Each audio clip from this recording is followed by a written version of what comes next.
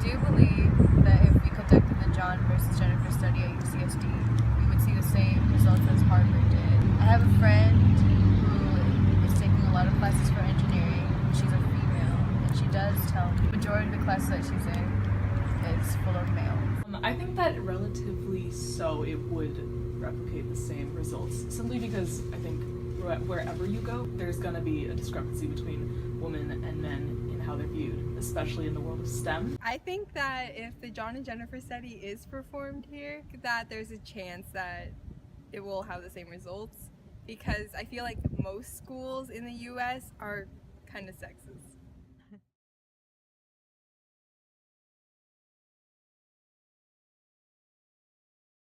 .06 higher GPAs may not seem like a big difference, but it really is, because it proves that as females we're not only performing on the same level as male students, but we're outperforming them. So we should be given equal opportunity and equal treatment. It's significant that women have outperformed men by our GPAs for 15 years consecutively every single quarter.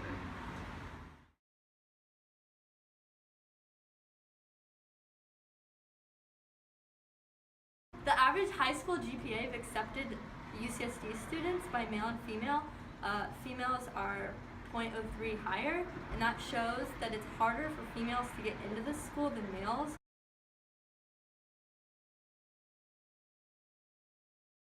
What is that? That doesn't make sense. Like, it obviously doesn't correlate, because we should be paid for our performance, right? I'm not so surprised at the statistics because, like I said before, the given structure of patriarchy, and of course there might be individuals in the admissions process who do look at females as inferior to males, but it is really a structural issue.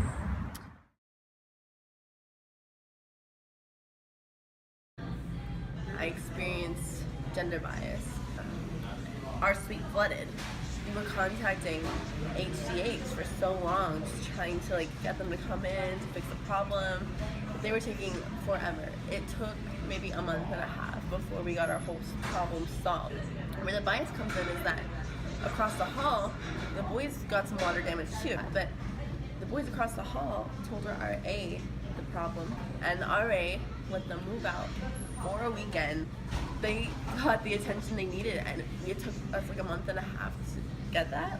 They got it in one weekend, and we've been begging HGAs, and we couldn't get it. And the RA also knew that we had a problem. Personally, I didn't see that it was harder for me to get into college than my male friends, and possibly that's because I didn't look for those types of things. When I tried to intern for the SRC, the Sustainability Resource Center, I was emailed with a couple of other students, and we were called in, and the only people who showed up were a bunch of men, and I was the only girl in the room. And I could immediately tell that the way that they looked at me was very different. They're like, oh, so this is the schedule, do you have any questions? And I'm like, no, I'm good. And I definitely could tell that people looked at me with less credibility simply because I am female. And that just kind of sucked to see, because it's a UCSD where you would expect it to be better.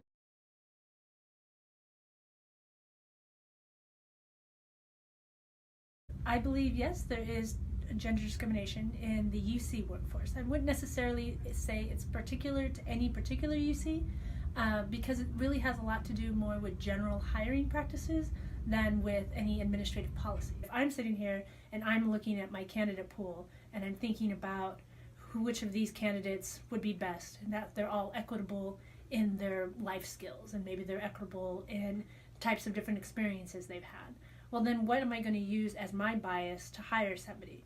Well, if I haven't been specifically trained in equity-minded education or thought about social justice issues, I'm going to naturally revert to my own gender bias. Not my level, like student employment, not really. But I do think with professors, very much so. I've only ever had one female professor that wasn't a tenured professor. And she's even told me, because I had lunch with her, that she's the only professor, math professor, doing research at UCSD that's female. I know that with English at least, it's a very female, it's a wider spread of female professors than male professors.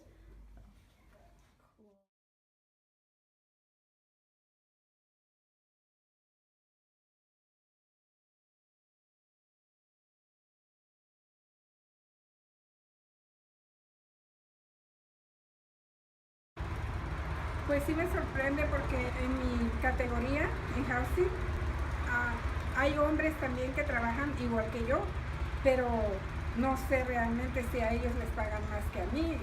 Yo tengo entendido que les pagan igual, pero sabemos que siempre debe de haber una diferencia, porque siempre los hombres van ganando más. Pero realmente no sé a quién hay en la universidad. I would love to say that I'm surprised. I am not. I would think that it's actually much higher. Because when you look then at the stature of the people who are in those positions, say there are 5 main positions in the division of biology under the dean. And so under the dean, these 5 people are all supposed to make about equitable pay. But of the 5 of them, only 1 of them is female. And so that female is making a good chunk of money. Maybe she's making a little bit more so that the department can all say, oh, see, we're being so equitable, blah, blah, blah. But she's the only woman in power, because then the next 2 layers you go down, there are no women, period. The next women are all these other tenured people, and maybe non-tenured. They're adjunct professors. There's faculty that are on the lower ranks that they're like, look, see, we're hiring women. And there's a bunch of them, but they're all making the base salary because none of them have been able to rise up. That's just kind of what you see when you go into like your classroom. Every female professor that I have has always been like my English class or like my anthropology classes, and like, yeah, like it's not shocking.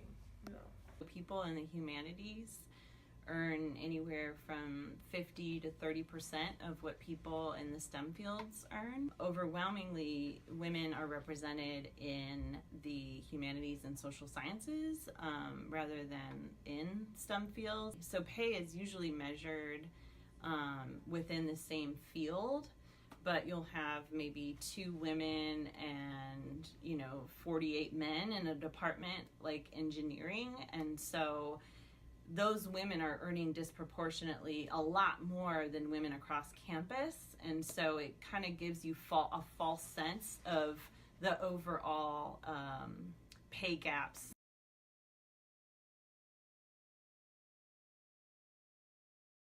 I've never like fully experienced it, but I know other people have felt like their like race and their gender have gone into play.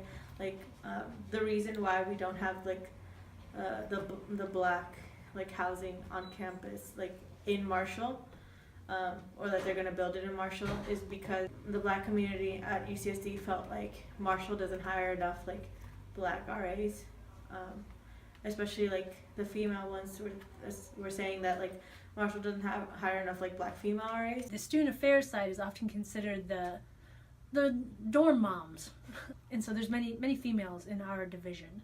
And when you look at the division though within it, our former vice chancellor Penny Rue was female, but the one prior to that and prior to that were both male. The one we currently have is male. Underneath most of their cabinet, male. It's just that everybody else who's doing all the other parts of the work are female. And so seeing my female colleagues often not rise. We had Shanti Houston-Hans was our Dean of Students here at Marshall. She was fabulous, had her PhD, did amazing things while she was here, a stellar record, couldn't move up the ladder. She had to move to community college.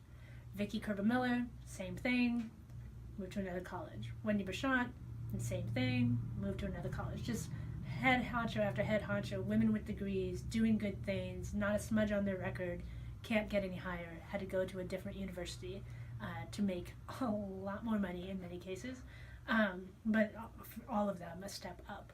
And so the university lost out on some really good women. I had a professor who taught right after me in a classroom, actually in 107 Peterson where we have class, who every single week would never remove his computer. He'd leave it plugged in. He'd talk to students well into my class period, and I would stand there and I'd say, can you please disconnect your computer? And he'd say, I'm sorry, can you come to office hours?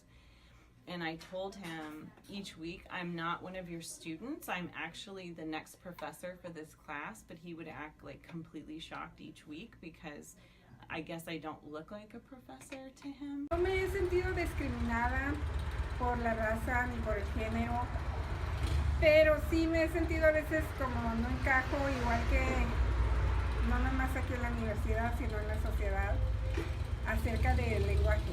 Tenemos esa fluidez como mexicanos o como raza que no habla el idioma, y pues cada uno de nosotros tiene sus amistades y su gente con la que puede encajar.